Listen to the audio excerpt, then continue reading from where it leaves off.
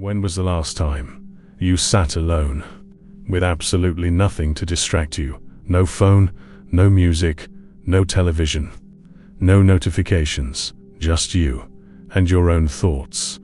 For many people, that sounds unbearable. The moment silence arrives, we rush to fill it. We scroll, we text, we watch, we listen, anything to escape being alone. But have you ever wondered why?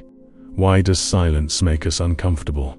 Why do empty rooms feel so loud? Why do so many people fear solitude, as though it were a punishment? Perhaps because solitude forces us to meet the one person we've been avoiding all along, ourselves. Modern society has convinced us that being alone means something is wrong. If you're always by yourself, people assume you're lonely. If you enjoy your own company, they think you're antisocial. If you choose silence over constant conversation, they wonder what's wrong with you. But what if they've misunderstood solitude entirely? What if being alone isn't a weakness, but a hidden source of strength? Nearly a century ago, one of the greatest thinkers of the modern age wrote a sentence that still challenges the way we live today. Aldous Huxley observed, "The more powerful and original a mind, the more it will incline towards the religion of solitude." At first, it sounds mysterious, even extreme. Why would a powerful mind choose solitude? Why would originality grow in silence instead of crowds? And what did Huxley mean by calling solitude a religion? Tonight, you'll discover why some of history's greatest minds didn't run away from being alone. They protected it, because hidden inside silence is something the modern world is desperately trying to drown out. And once you understand what that is, you may never look at solitude the same way again. Huxley wasn't a monk. He didn't live alone on a mountain. He wasn't hiding from the world. He was one of the 20th century's most brilliant writers, a novelist, a philosopher, a relentless observer of human nature.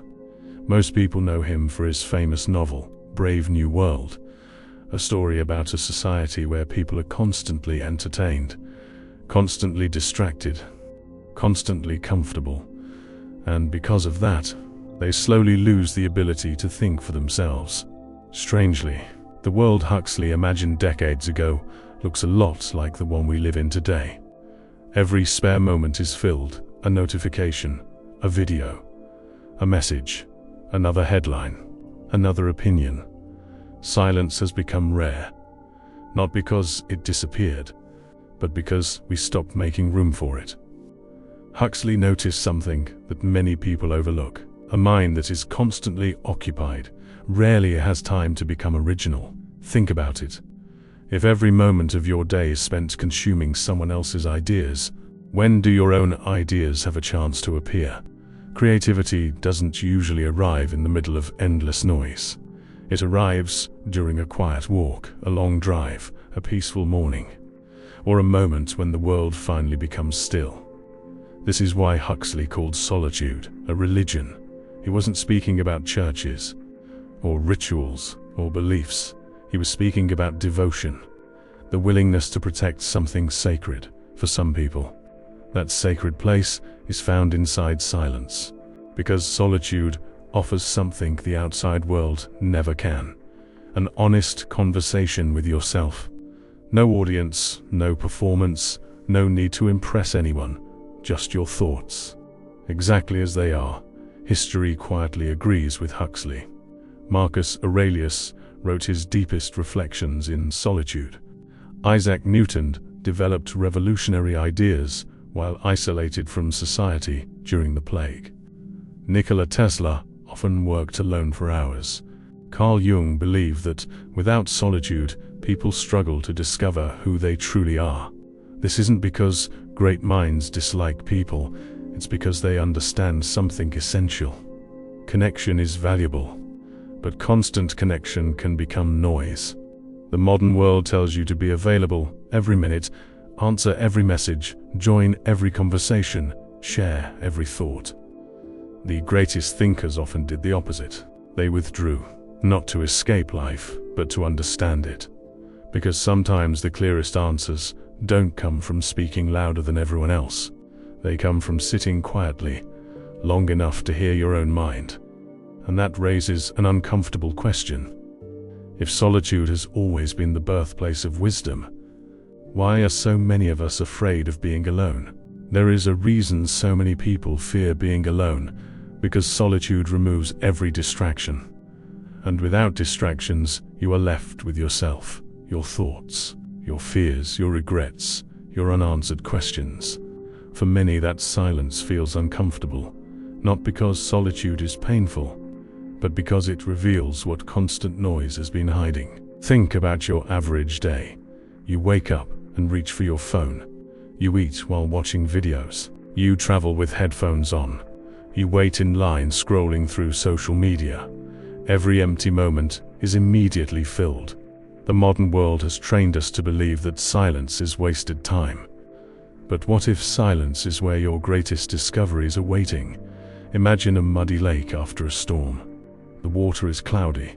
Nothing beneath the surface can be seen. Now imagine leaving that lake untouched. No wind, no movement. Slowly, the mud begins to settle. The water becomes clear. Only then can you see what was there all along. Your mind works the same way.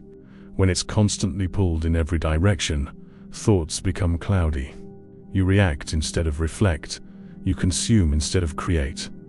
But in solitude, the mind begins to settle, and clarity emerges. This is why history's greatest thinkers protected their time alone. Not because they hated people, but because they understood that originality cannot survive constant interruption. Every great idea, every meaningful breakthrough, every profound insight needs space to grow. A seed cannot become a tree if it is dug up every day. Likewise, a thought cannot mature if it is interrupted every few seconds by another notification. The tragedy is that many people mistake loneliness for solitude. They are not the same. Loneliness is the pain of feeling disconnected. Solitude is the peace of being connected with yourself. One leaves you feeling empty, the other leaves you feeling whole. You can feel lonely in a crowded room, and completely at peace while walking alone beneath an open sky. Aldous Huxley understood this distinction. He wasn't celebrating isolation. He was celebrating the freedom that comes when your happiness no longer depends on constant stimulation. Because once you become comfortable with your own company, something remarkable happens. You stop needing constant approval. You stop fearing silence. You stop running from yourself. Instead, you begin listening to ideas that were drowned out by noise, listening to dreams you had forgotten, listening to the quiet voice inside you that has been patiently waiting for a moment of stillness. Many people search the world for answers. They travel farther, work harder, consume more. Yet they rarely stop long enough to ask themselves the most important questions. Who am I when nobody is watching?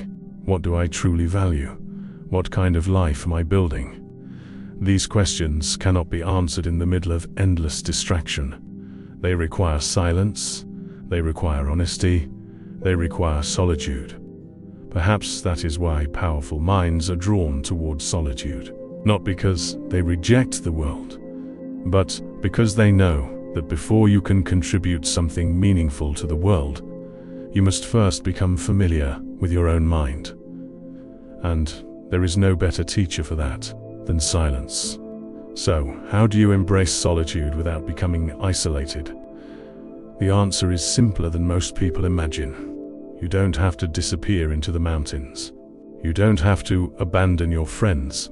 You don't have to reject the modern world.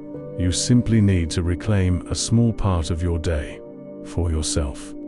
Because solitude isn't measured by distance, it's measured by attention. Here's a simple 3-step practice, one that you can begin tonight.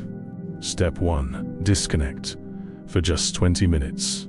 No phone, no music, no podcasts, no social media, no endless stream of other people's thoughts, just silence. At first, It will feel uncomfortable. Your mind will search for distraction. Let it, don't fight it. Simply remain present. Step 2. Observe. Don't judge your thoughts. Don't try to stop them. Just watch them. Notice what keeps returning. Is it fear, regret, hope, gratitude? Your mind is constantly speaking. Most of us are simply too distracted to hear it. Solitude gives that inner voice room to breathe. Step 3. Create. Write 1 page, sketch an idea. Read a few pages of a meaningful book. Reflect on your day. Or simply sit and think. The goal isn't productivity. The goal is clarity. Some of the greatest ideas in history were born, not in crowded rooms, but in moments when someone had the courage to be alone with their thoughts. Imagine practicing this every day. Not for hours, just 20 minutes. Over weeks, your attention becomes stronger. Your thoughts become clearer. Your decisions become more intentional. You begin to notice something remarkable. You no longer panic when the room becomes quiet. You no longer need constant entertainment. You stop reaching for your phone every time boredom appears. Because boredom often sits at the doorway to creativity. And silence often introduces you to wisdom. The world will always be noisy. There will always be another notification, another opinion, another headline, another distraction demanding your attention. You cannot silence the world, but you can choose not to let the world silence you. That choice may become one of the greatest acts of freedom in your life. Aldous Huxley wasn't asking us to run away from people. He was reminding us not to run away from ourselves, because the person you spend your entire life with is you. If you cannot enjoy your own company, no amount of company from others will ever feel enough. But if you learn to sit peacefully with your own thoughts, you carry peace wherever you go. That is the quiet strength of solitude, not loneliness, not isolation, but the confidence that comes from knowing. You no longer need constant noise to feel alive. So the next time the world urges you to fill every empty moment, pause, resist the urge, sit in the silence. Even if only for a little while, because perhaps the greatest ideas, the deepest peace, and the truest version of yourself have been waiting patiently on the other side of silence. And when every voice around you finally grows quiet, when there is no audience to impress, no notification to answer, no distraction left to chase, who are you when you are completely alone with your own mind?